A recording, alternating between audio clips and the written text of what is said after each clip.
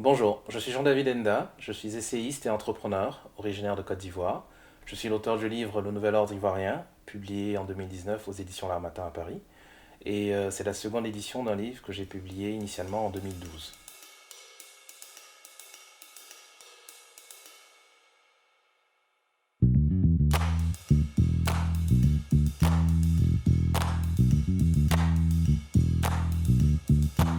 Le livre Le Nouvel Ordre Ivoirien est une réflexion personnelle sur la situation sociopolitique de mon pays, la Côte d'Ivoire, depuis 2010 jusqu'à ce jour.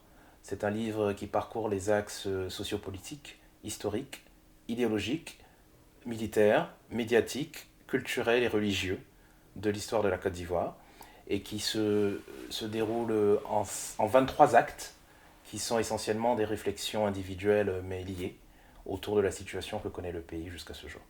Je vais vous lire l'introduction du livre. Une décennie après l'arrivée au pouvoir de Alassane Ouattara, la nouvelle Côte d'Ivoire se prépare fiévreusement aux échéances électorales de 2020 sur fond d'ébullition du Front social, de friction au sommet de l'État, de bégaiement de la haie, de dissidence intrapartite, de conflits ethniques en zone rurale, de rhétorique politicienne à consonance xénophobe, de rixes entre corps habillés et de menaces d'ex-rebelles, désabusés, révoltés et bel et bien armés. Les étincelles du brasier de 2011 n'ont donc rien perdu de leur vélocité, au moment où les populations qui lorgnaient les retombées promises par la solution de surendettement d'une équipe gouvernementale en perpétuel remaniement sont face à leur désillusion. L'insécurité progresse, la justice paresse, l'école hoquette, la santé se meurt, la réconciliation piétine, la corruption s'accentue, pendant que les dirigeants estiment que tout va bien. Le développement des infrastructures routières, grande fierté de l'État Ouattara, a surtout fait l'affaire des multinationales avec qui d'innombrables marchés de gré à gré ont été signés, ainsi que l'enrichissement à coups de milliards des prête-noms des vrais investisseurs locaux dont l'identité n'échappe à personne. Toutefois, l'image du pays qui, paraît-il, vit une des plus belles heures de son histoire, doit coûte que coûte être préservée. Aussi l'asphalte est-il mastiqué et des skateparks aux allures branchées sont inaugurés dans les communes chics d'Abidjan, afin de promouvoir l'apparence de succès que la croissance officielle annonce, mais que la pauvreté rampante dénonce. La communauté étrangère occidentale, happée par le buzz du nouveau miracle ivoirien, débarque et commande que lui soient accolées les bonnes personnes capables de vivre à son rythme, loin des autres, qui gâchent la qualité de vie abidjanaise par leur simple présence. Ainsi s'amorce un tri dû à la cherté de la vie, qui congédie les moins nantis le plus loin possible, en périphérie d'Abidjan ou vers les contrées rurales déjà asphyxiées par le chômage. Ceux qui s'entêtent à rester en ville sont relégués au rang de débrouillards souvent reconvertis en mendiants professionnels, formés par l'abandon et la facilité, souffre-douleur d'un apartheid qui ne dit pas son nom, mais qui reste favorable aux élites locales, aux touristes occidentaux et aux nouveaux colons, constructeurs de marinas et possesseurs de dirhams. Ces derniers sont les principales cibles des penthouses luxueux, facturés à des centaines de millions de francs CFA, et les attractions des imposants centres commerciaux qui éclosent à un rythme effréné et qui sont la preuve officielle du dynamisme économique de la nouvelle Côte d'Ivoire et les témoins officieux du blanchiment d'argent à ciel ouvert. Le tout pernicieux, palpable, irrévocable par la propagande gouvernementale et attesté par tout ce qu'il y a de témoins oculaires et de rapports de l'Union européenne.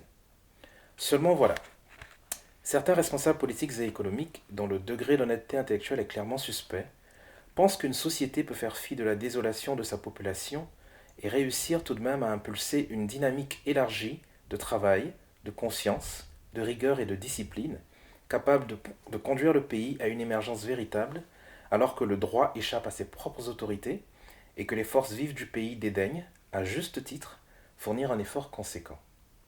Et pourquoi ferait-elle autrement? Quand un peuple, abandonné à lui-même et méprisé par ses gouvernants, a des raisons valides de ne plus croire en eux, quelle part active peut-il prendre à l'édifice d'une nouvelle Côte d'Ivoire, génératrice pour une minorité de milliards et pour une majorité de misère? Concrètement, que peut-il faire? Le Nouvel Ordre ivoirien, originellement publié au sortir de la crise post-électorale ivoirienne de 2011, a tenté d'expliquer les tenants et les aboutissants multiformes de la crise ivoirienne, en insistant sur son caractère systémique relatif à l'hégémonie de la gouvernance mondiale sur les pays du Sud et transcendant de l'opposition entre les acteurs Ouattara et Gbagbo. On l'a montré, Les formations politiques ivoiriennes ont une approche plus ou moins convergente en matière de pourrissement. Pour preuve, une alliance Gbagbo-Ouattara est née contre Bédié en 1995 et s'est soldée par un coup d'État. Une alliance Ouattara-Bédié est née contre Gbagbo en 2010 et s'est soldée par une guerre. Une alliance Bédié-Gbagbo est annoncée contre Ouattara en 2020 et n'augure rien de salutaire. Chaque décennie politique ivoirienne, les cartes du poker menteur sont brouillées et la vision sectaire, nombriliste et belliciste des principaux partis qui s'arc-boutent autour d'un messie politique et s'épargnent toute autocritique se déploie. Ce type de similitude est incapable de rassembler des populations abonnées à la passivité, à l'inaction et à la confrontation. Toutefois, ce qui constitue un point d'inflexion pourrait devenir un outil de convergence si le constat du quotidien démuni impose au plus grand nombre une obligation de survie. Les oreilles étant plus attentives le ventre creux que le ventre plein, peut-être pourrait-elle bannir la peur qui empêche les uns et les autres de réagir au plus pressant? Notre objectif, dans cette relecture des origines profondes de la crise ivoirienne et dans cet exposé de nouveaux points saillants utiles à la compréhension de son actualité, est donc d'engager les Ivoiriens à chercher des solutions, au lieu d'attendre des solutions. Il y a toujours une solution, ou, plus exactement, un ensemble d'actions individuelles et collectives capables d'amender le quotidien quand elles se cristallisent autour du seul carrefour de rencontre que possèdent les populations victimisées partout dans le monde, qu'il s'agisse des gilets jaunes français, des manifestants hongkongais, des protestants vénézuéliens ou encore des millions de citoyens coréens et guinéens criant leur ras-le-bol contre l'anarchie, leurs conditions de vie. Ce rassemblement au grand carrefour des conditions de vie intéresse-t-il réellement les Ivoiriens?